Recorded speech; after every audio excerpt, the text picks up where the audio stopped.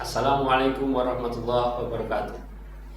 Sahabat Inspiri, salam inspirasi. Kita ketemu lagi dalam acara Obras, obrolan cerdas dengan Inspiri Channel Production. Kita pernah ngobrol dengan Bapak Asrul Sani mengenai industri alat kesehatan di Indonesia yang intinya Ternyata rasio rumah sakit kita, tempat tidur kita, dokter kita, perawat kita itu nggak sesuai dengan jumlah manusia yang ada di Indonesia. market sedemikian luas, kesempatannya masih terbuka luas karena jumlah penduduk kita luar biasa. Kemudian dari sisi teknologi kita bisa bersaing dengan negara-negara paling tidak di sekitar ASEAN, kita masih bisa bersaing. Kemudian yang kita butuhkan sebetulnya adalah dukungan dari pemerintah mengenai perizinan dan tax holiday semacam itu. Intinya adalah kesempatan sangat luas, teknologi Indonesia tidak ketinggalan dengan negara-negara yang lain dalam produksi alat kesehatan ini. Namun kayaknya dari provider kesehatan itu mempunyai beberapa tantangan dalam pengadaan alat-alat kesehatan, di mana terutama saat ini dengan pandemi ini, tuntutan untuk kemajuan teknologi bagi provider kesehatan di tanah air tuntutannya cukup tinggi. Modernitas dan teknologi yang semakin tinggi yang ditawarkan oleh industri alat kesehatan juga sangat maju. Namun ada beberapa kendala, diantaranya mungkin pendanaan. Tapi untuk lebih tahu lebih dalam lagi mengenai hal ini, kita akan berbicara, ngobrol dengan Bapak Asrul Sani kembali supaya kita bisa mendapatkan gambaran lebih detail, lebih jelas mengenai hal tersebut. Bersama kita Bapak Asrul Sani. Assalamualaikum warahmatullahi wabarakatuh. Waalaikumsalam. Asrul Sani, terima kasih kehadirannya kembali dalam acara Obras kali ini. Seperti lanjutan dari obrolan kita Pak Asrul mengenai alat kesehatan di tanah air, kayaknya kita sudah mendapat gambaran dari Pak Asrul waktu itu bahwa kesempatannya sangat luas sekali di Indonesia ini. Hanya entrepreneur yang belum masuk ke dalam industri alat kesehatan ini. Nah, mengenai industrinya sendiri dan konsumen atau pengguna alat kesehatan sendiri, kira-kira gambarannya seperti apa Pak? Kebutuhan dan hambatan yang mereka hadapi untuk mendapatkan alat-alat kesehatan yang maju di Indonesia. Silakan Pak. Terima kasih Pak Frank. Memang kita pernah berdiskusi tentang investasi alat kesehatan di Indonesia. Kalau ditanya tentang kondisi pasarnya sangat luas. Ya. Rumah sakit saat ini ada 2.800-an, yaitu 22.200. Ada 2.800-an, 2.200-nya itu rumah sakit umum dan 500-nya rumah sakit khusus seperti itu. Dan itu pun masih jumlah tempat tidurnya maupun rumah sakit itu masih kurang untuk Indonesia. Untuk penduduk 260 juta itu masih kurang lah. Walaupun kita disokong dengan ada puskesmas, rujukan, kemudian juga ada klinik-klinik gitu ya. Tapi masih dibutuhkan pengembangan rumah sakit ya, baik terhadap yang sudah existing rumah sakit, ditingkatkan kapasitasnya secara kuantitas maupun secara kualitas. Begitu juga yang baru dibutuhkan, yang baru untuk total masyarakat 260 juta.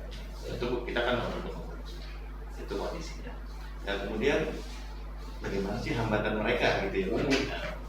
Jadi kalau pengadaan pasti rumah sakit ingin melakukan pengadaan sebanyak-banyaknya. Tentu ada memang berdasarkan permodalan yang mereka miliki, atas expenditure yang mereka miliki, mau membeli peralatan-peralatan yang high end gitu ya, yang mereka butuhkan. Namun itu juga terbatas. Gitu. Nah kemudian juga pemerintah juga seperti itu, ada anggaran APBN, ada anggaran APBD untuk peningkatan fasilitas kesehatan di rumah sakit. Tapi lagi-lagi anggaran juga terbatas, gitu ya. Nah, karena hal tersebut apa sih terobosan seperti itu, terobosannya. Nah, sekarang itu ada solusi, walaupun ada beberapa hal yang lain dari solusi yang akan disampaikan, tapi secara yang paling menarik itu kerja sama operasi KSO di rumah sakit. Itu bagaimana pihak swasta dan pihak rumah sakit bekerja sama untuk mengadakan suatu alat di rumah sakit tersebut. Nah ini lagi memang trennya ke sana, dan itu menjadi poin plus karena adanya keterbatasan permodalan ataupun anggaran di masing-masing pihak. Pihak rumah sakit, seperti itu, baik swasta maupun pemerintah. Oke, sebentar Pak Asrul. Tadi poin pertama itu adalah market sangat luas, kebutuhan sangat tinggi karena provider kesehatan juga membutuhkan mengupgrade layanan mereka terhadap masyarakat yang jumlahnya hampir 270 juta, yang sampai sekarang pun masih sangat kekurangan sarana dan prasarana layanan kesehatan. Hanya masalahnya budget ya, pendanaan baik dari provider kesehatan maupun dari pemerintah juga mempunyai keterbatasan untuk pemenuhan itu ya. Dan tadi Pak Asrul sempat sampaikan juga bahwa ada cara untuk menjembatani keterbatasan itu, diantaranya adalah KSO, kerjasama operasional. Sebetulnya kan kalau tidak salah nih Pak Asrul, ada beberapa pilihan dalam kerjasama ini. Kenapa Pak Asrul langsung yang ada top of mind-nya adalah KSO dibandingkan dengan misalnya ada filantropi, ada CSR, ada kerjasama pemerintah dengan swasta misalnya gitu. Kenapa Pak? Kalau KSO itu proposalnya murni itu memang harus didiskusikan kedua belah pihak. Beda dengan CSR. CSR itu program dari suatu perusahaan yang akan memberikan sesuatu kepada rumah sakit, ataupun yang satunya lagi tadi itu seperti hibah gitu ya, filantropi. Itu seperti hibah begitu kepada rumah sakit, ya kan? Itu juga ya sangat punya aturan-aturan yang sangat ketat dengan kondisi kebijakan dari perusahaannya. Mau seperti apa, kondisi dari perusahaan foundation yang akan memberikan mau seperti apa, seperti itu. Dan itu rumah sakit juga harus membuat proposal berdasarkan kondisi yang diinginkan oleh mereka. Jadi seperti teman-teman waktu kita kuliah mau dapat beasiswa gitu, gimana Pak?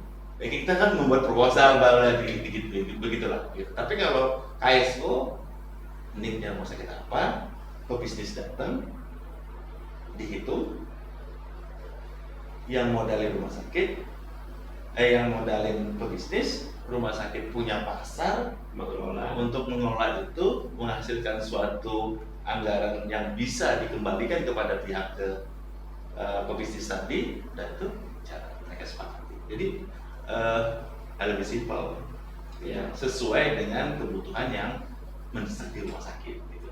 Atau kalau saya melihatnya adalah perbandingan dengan cara yang lain tadi adalah dalam hal negosiasi ya Pak ya. Kalau KSO lebih win-win solution gitu ya, approach-nya lebih dua arah untuk ketemu di tengah. Kalau CSR, filantropi lebih ke arah bargaining power-nya lebih dari filantropisnya atau dari perusahaan yang memberikan CSR gitu ya Pak Nudi, atau gimana? Yang sering terjadi itu need-nya nggak sesuai. Oh. Yang dibutuhkan rumah sakit apa, yang mereka programkan CSR itu apa, gitu. Jadi nggak nemu gitu loh. Iya. Gitu loh. Itu yang membuat ya agak susah jalannya gitu. Barangkali yang mau membuat CSR maupun yang mau menghibahkan tadi harus sebelum bikin program itu harus berdiskusi benar ya kebutuhan rumah sakit. Karena kan rumah sakit pengennya punya semakin ke depan teknologi kan semakin menjadi hal yang utama di rumah sakit gitu kan. Jadi teknologi sama integrated system itu menjadi hal yang utama di rumah sakit. Nah ke depan itu berarti kan barang-barang yang dibutuhkan barang-barang high teknologi gitu. Nah itu kan betul-betul pasti budgetnya tinggi dan sangat tinggi gitu. Karena kan modernisasi rumah sakit gitu ya. Jadi rumah sakit itu menjadi rumah sakit yang modern gitu ya, dengan fasilitas tingkat pelayanan maupun tingkat diagnosa yang baik gitu. Nah itu perlu membuat kerjasama KSO pada pihak pebisnis. Nah ini jalannya pasti win-win, sama-sama menguntungkan. Karena keterbatasan modal, pebisnis datang. Tapi pihak rumah sakit punya pasar. Nah ini kan yang mengisi, membridging hal-hal seperti itu. Sehingga nanti ada dua cara, ya, ada dua cara. Sampai sekarang mungkin ada 3 cara kan tersebut. Ada melibatkan pihak perbankan, ada yang tidak, ya. Jadi profit sharing, ada juga yang rental. Seperti itu. Jadi konsepnya rental. Jadi saya naruh alat yang ini, bisa consumable-nya menjadi kontrak di saya, atau consumable lain menjadi kontrak di saya, atau saya naruh barang ini, nanti kita hitung, nanti kita akan profit sharing dalam jangka waktu tertentu, atau saya naruh barangnya yang bekerja sama kita berdua antara pihak pebisnis sama rumah sakit ke perbankan. Jadi bisa 3 cara itu dilakukan, dan itu saya rasa selama pasarnya menarik itu ya, saling menguntungkan. Iya, jadi need-nya bener gitu. Need rumah sakit ini betul-betul gua bukan mau gengsi-gengsian. Kalau gengsi-gengsian barangnya nyampe, transaksinya nggak ada. Transaksinya nggak ada. Tapi kalau need-nya bener, perbankan pun itu. Perbankan pasti akan, ya udah saya membiayai gitu. Jangan-jangan nanti teman-teman finance itu ikut juga di situ. Jadi bukan hanya perbankan gitu kan, bisa-bisa yang lain ikut juga ke situ. Karena melihat adanya need-nya, iya, benar, gitu. marketnya pas, dan transaksinya berjalan. Iya, yang ada yang punya barang, ada yang punya market, tapi yang punya market nggak punya modal. Bisa dimodali orang yang punya barang dengan strategi profit sharing atau rental, atau kedua belah pihak sama-sama ke perbankan, dibiayai oleh perbankan yang masuk ke pebisnis, dan rumah sakit membayar ke perbankan, atau juga sebaliknya bisa saja. Jadi dilihat profit sharing yang ada, perbankan mau memberikan pinjam. Nah itu itu bisa terjadi dan paling menarik saat ini karena selama need-nya benar, jadi budget yang dibutuhkan itu nggak jadi problem, tinggal mencari partnernya siapa nih. Seperti itu. Terima kasih banyak Pak Asrul. Jadi untuk sesi pertama ini, sahabat Inspiring, kita sudah mendapatkan informasi tambahan dari sesi sebelumnya bahwa market alat kesehatan besar, dan dari sisi provider kesehatan juga sangat membutuhkan modernisasi dari alat kesehatan untuk penegakan diagnosis maupun terapi. Hanya ada beberapa tantangan, diantaranya adalah tentunya permodalan, karena pasti bagaimanapun juga akan ada keterbatasan bagi provider kesehatan maupun dari government untuk penyiapan alat kesehatan itu. Tapi ada jalan keluar yang disampaikan oleh Pak Asrul. Bahkan tadi Pak Asrul sudah menyampaikan lebih detail lagi bahwa dengan KSO itu atau kerjasama operasional itu ada 3 pilihan dalam menjalankannya. Tapi sampai saat ini Pak Asrul juga masih meyakini bahwa KSO adalah cara kerjasama yang paling menarik dan menguntungkan bagi kedua belah pihak dibandingkan dengan CSR maupun filantropi. Kita akan lanjutkan lagi obrolan kita dengan Pak Asrul Sani di sesi kedua. Lebih menarik tentunya untuk bagaimana Indonesia provider kesehatan menghadapi tantangan modernisasi alat kesehatan ini. Sampai ketemu, salam inspirasi. Assalamualaikum warahmatullahi wabarakatuh. Salam inspirasi. Sahabat Inspiring, kita ketemu lagi di sesi 2 episode. Kita membicarakan mengenai KSO, alat kesehatan dengan provider kesehatan di Republik Indonesia. Masih bersama Bapak Asrul Sani, kita akan melanjutkan obrolan kita dalam obrolan cerdas kali ini. Assalamualaikum warahmatullahi wabarakatuh, Pak Asrul. Salam. Kita ketemu lagi Pak, kita melanjutkan obrolan kita tadi mengenai KSO alat kesehatan di provider kesehatan di negara kita tercinta ini. Pak Asrul sempat menyampaikan tadi ada 3 pilihan kerjasama atau metode kerjasama operasional antara alat kesehatan dengan provider kesehatan di rumah sakit. Yang pertama adalah profit sharing ya Pak. Kemudian yang kedua adalah rental. Kemudian yang ketiga adalah menggunakan jasa perbankan. Pak Asrul bisa mengupas lebih dalam lagi tentang 3 pilihan ini Pak, monggo silahkan. Dari ketiga ini memang konsepnya berbeda. Jadi memang kalau memang secara harfiahnya KSO ya, kerjasama operasi, artinya memang kita harus profit sharing. Ya, jadi semua komponen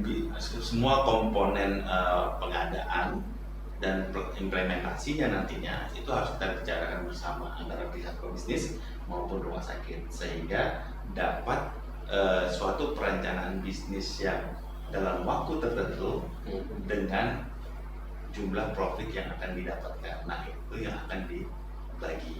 Pembagiannya kesepakatan. Nah, tentu sesuai dengan nilai investasi dan sesuai dengan jangka waktu yang akan disepakati. Nah itu menjadi pertimbangan kalau profit sharing. Kalau rental, nah ini lebih enak nih. Kita nggak terlalu bicara terlalu dalam tentang operasional implementasi dari kegiatan penggunaan alat tersebut. Kita hanya membuat suatu nilai investasi kita ke bisnis, dan rumah sakit harus membayar secara bulanannya itu sekian, cicilan seperti itu. Nah ini bisa secara nilai diberikan ke kita, dibayar atau dikompensasi dengan consumable yang digunakan di rumah sakit, seperti itu. Yaitu lebih tidak masuk ke dalam implementasi dari penggunaan alat tersebut. Jadi secara operasionalnya tidak terlalu masuk, seperti itu. Begitu juga dengan perbankan. Ini gabungan sebetulnya, gabungan dalam arti kata dia akan melihat bisnisnya, proposal kelayakan bisnisnya seperti apa yang akan kita sampaikan ke pihak perbankan, dan dia akan menetapkan installmentnya selama periode tertentu yang harus kita kembalikan. Nah seperti itu. Jadi ketiganya, kalau yang KSO profit sharing itu lebih bersama-samanya lebih tinggi, melihatnya lebih dalam gitu ya, karena di situ kita sama-sama, karena kita melihat faktor resiko secara bersama-sama. Kalau yang rental tadi itu lebih pebisnis membuat investasi, men-breakdown nilai investasi selama waktu tertentu untuk pengembaliannya seperti apa, dan jika disetujui oleh pihak rumah sakit bisa pembayarannya per bulan dengan cash atau juga dengan transaksi lain yang dikerjasamakan, seperti apakah consumable-nya atau bisnis yang lainnya. Itu bisa dilakukan kalau di rental beberapa peralatan seperti itu, kan ada consumable-nya gitu, jadi kontrak consumable lah seperti itu. Atau dengan perbankan tadi. Tapi kalau perbankan kita harus bikin kelayakan bisnisnya berarti itu teman-teman perbankan, sehingga dia akan melihat kelayakan bisnis yang disodorkan ke mereka itu layak mereka biayai. Nah seperti itu. Oke. Ada 3 pilihan yang menurut saya tadi masing-masing mempunyai kelebihan, masing-masing mempunyai tantangan, tapi masing-masing tentu menjadi pilihan terbaik buat masing-masing pihak dengan kondisi masing-masing ya Pak ya. Iya. Tidak bisa samaratakan ini yang terbaik gitu ya, kurang lebih seperti itu ya Pak.